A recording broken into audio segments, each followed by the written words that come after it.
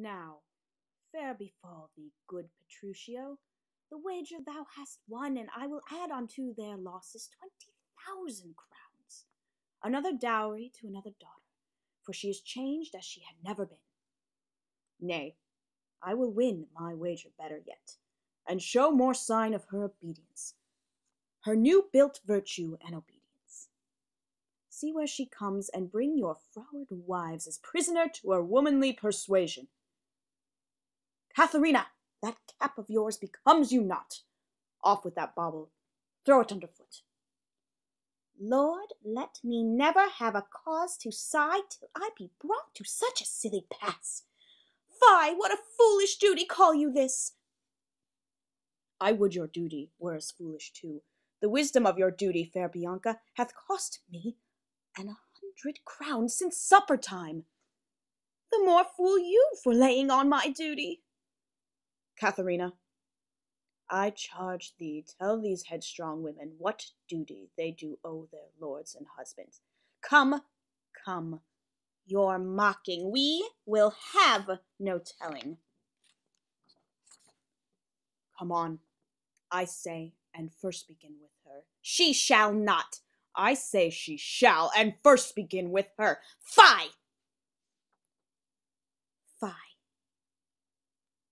Unknit that threatening, unkind brow, and dart not scornful glances from those eyes. To wound thy lord, thy king, thy governor, it blots thy beauty as frosts do bite the meads, confounds thy fame as whirlwinds shake fair buds, and in no sense is meet or amiable. A woman moved is like a fountain troubled, muddy, ill-seeming, thick, bereft of beauty, and while it is so, none so dry or thirsty will die to sip or touch one drop of it. Thy husband is thy lord, thy life, thy keeper, thy head, thy sovereign, one that cares for thee, and for thy maintenance commits his body to painful labor both by sea and land, to watch the night in storms, the day in cold, whilst thou liest warm at home, secure and safe, and craves no other tribute at thy hands but love, fair looks, and true obedience. Too little payment for such great debt. Such duty as the subject owes to the prince, even such a woman oweth to her husband. And when she is froward, peevish, sullen, sour, and not obedient to his honest will, what is she but a foul contending rebel, and graceless traitor to her loving lord?